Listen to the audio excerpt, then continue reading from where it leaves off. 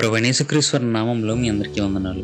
రీసెంట్‌గా ఫేస్‌బుక్ చూస్తుంటే కొంతమంది మ్యూజిషియన్స్ పాస్టర్ నోవా గారిని కొన్ని అభ్యంతరకరమైన పదజాలంతో తిట్టడం జరుగుతుంది. అది చూసి నేను షాక్ అయ్యాను. అసలు ఏమైంది, ఏంటి అనే విషయం చూస్తే నోవా గారి యూట్యూబ్ ఛానల్‌లోకి వెళ్తే ఆయన మ్యూజిషియన్స్ అందరికీ సారీ చెప్తూ ఒక వీడియో రిలీజ్ చేశారు. అసలు మ్యాటర్ ఏంటా అని చూస్తే ఆయన న్యూ ఇయర్‌కి మాట్లాడిన ఒక మెసేజ్‌లో మ్యూజిషియన్స్‌ని ఉద్దేశించి కొన్ని వ్యాఖ్యలు చేయడం జరిగింది.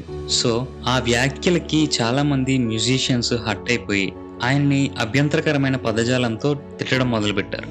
ఆ తిట్టడం కూడా ఎంత దారుణంగా ఉంది అంటే పాస్టర్ నోవా గారు స్వయంగా తన పేరు తీసి ఆ వ్యాఖ్యలు చేస్తే ఎంత బాధపడిపోతారో వాళ్ళ పేరు తీయకపోయినప్పటికీ అంతే బాధపడిపోయి ఆయన్ని దూషించడం అనేది జరిగింది.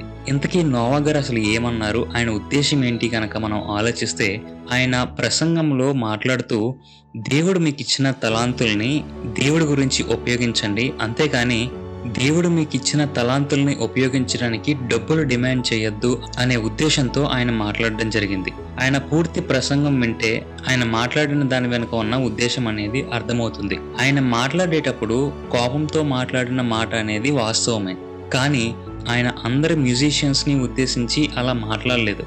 ఎవరైతే క్రీస్తు సేవ చేస్తున్నామని చెప్తూ మీటింగ్లకు రావడానికి మాకు ఎంత ఇస్తేనే వస్తాము అని ఎవరైతే డబ్బులు డిమాండ్ చేస్తున్నారో వారిని ఉద్దేశించి మాట్లాడినట్లుగా ఆ వీడియో మనకి కనిపిస్తుంది. దానికి చాలా మంది మ్యూజిషియన్స్ నోవా గారిని అభ్యంతరకరమైన పదజాలంతో తిట్టడం మొదలుపెట్టారు. అక్కడ ప్రాబ్లము ఏదైనా కావచ్చు. ఒకవేళ నిజంగా మీ పేరు తీసి అని ఉండవచ్చు. ఆయన అలా అనలేదు, కానీ అలా అన్నారే అనుకుందాం. మీరు ఎన్నో సంవత్సరాల నుంచి దేవుని నమ్ముకున్నారు కదా. నేను మ్యూజిషియన్స్తో మాట్లాడుతున్నాను. మీరు ఎన్నో సంవత్సరాల నుంచి దేవుణ్ణి నమ్ముకున్నారు కదా, మరి మీ పదజాలం ఏంటి అంత దారుణంగా ఉంది? ఓకే, ఆయన తప్పు చేశాడు అనుకుందాం. అసలు మీ బుద్ధి ఏమైంది? మీరు క్రీస్తుని వెంబడిస్తున్న వారే కదా. సో మీరు హర్ట్ అయ్యారు, దానికి మీరు పగ తీర్చుకోవాల్సినంత పనే ఉంది. అంటే మీరు ఏ విధంగా మాదిరి చూపిస్తున్నారు? సో ఈ విధంగానే కదా అన్యజనుల మధ్య దేవుని నామం దూషించబడుతుంది. ఇప్పుడు ఆయన ఒక మాట అంటే మీరు నార్మల్గా కూడా ఒక మంచి వీడియో రికార్డ్ చేసి మీరు పెట్టొచ్చు. ఎలాంటి పరుష పదజాలము యూజ్ చేయకుండా కూడా మీరు నోవా గారి వ్యాఖ్యల్ని మీరు ఖండించవచ్చు. మీరు మాట్లాడిన విధానం మాకు అంతగా నచ్చలేదు అని చెప్పుంటే బానే ఉండేది, అక్కడ ఎవరికి ఇబ్బంది ఉండదు. మీరు అలాంటి వీడియోలు పెట్టినా కూడా నోవా గారు రెస్పాండ్ అవ్వకపోతే అప్పుడు ఆయన తప్పు అవుతుంది కదా. ఆయన అలా అన్నాడని మీరెందుకు అంతలా రియాక్ట్ అవుతున్నారు? ఇప్పుడు ఈ వీడియోల్ని అన్యజనులు షేర్ చేసుకుని ఏదన్నా ప్రాబ్లం వస్తే క్రైస్తవులు శాంతి దూతల్లా కనిపిస్తారు కదా, అదంతా పైకి రంగు మాత్రమే, వారి అసలు నిజ స్వరూపం ఇప్పుడు బయటపడుతుంది అని అన్యజనులు వీడియోలు షేర్ చేసుకుని వాళ్ళు ట్రోల్స్ చేసుకుంటారు. ఒక సేవకుడు కొంతమంది మ్యూజిషియన్స్ని అలా అంటే మీరు బాధపడుతున్నారు, కరెక్టే. బట్ క్రైస్తవంలో జరుగుతున్న ప్రతి విషయంలోనూ ఇదే రియాక్షన్ మీరు కనపరుస్తున్నారా? లేదు కదా. కనీసం రెస్పాండ్ అవుతున్నారా? క్రైస్తవ్యంలో అనేకమైన దుర్బోధలు జరుగుతున్నాయి. క్రైస్తవ్యం పేరు చెప్పి అనేక మంది డబ్బులు దోచుకుంటున్నారు. క్రైస్తవ్యాన్ని చాలా మంది విమర్శిస్తున్నారు. క్రైస్తవ్యాన్ని చాలా మంది ట్రోల్స్ చేస్తున్నారు. క్రీస్తుని నానా బూతులు తిడుతున్నారు. అప్పుడు ఎందుకు మీరు ఇలా వీడియోలు తీసి వారికి సరైన రీతిలో సమాధానం చెప్పట్లేదు? మీ దాకా వస్తే మీరు హర్ట్ అవుతారు, బట్ క్రీస్తు నామము ఏమైనా మీకు పర్వాలేదా?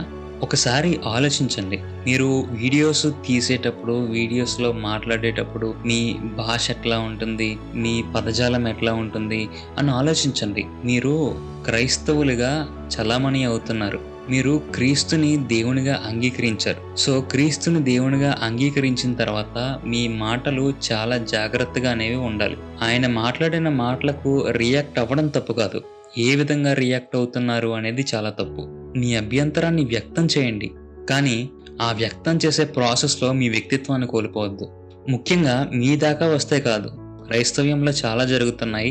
అలాంటి విషయాలన్నిటి మీద మీరు నోరు విప్పండి. అదే పౌరుషం, అదే రోషం క్రీస్తుని ఎవరైనా ఎగతాళి చేస్తున్నప్పుడు, క్రీస్తుని ఎవరైనా తప్పుగా ప్రకటిస్తున్నప్పుడు, క్రీస్తుని అవమానపరుస్తున్నప్పుడు మనం చూపించాలి. పరుష పదజాలాన్ని ఉపయోగించి కాదు, మీ అభ్యంతరాన్ని మామూలుగా మాట్లాడు కూడా తెలియజేయవచ్చు.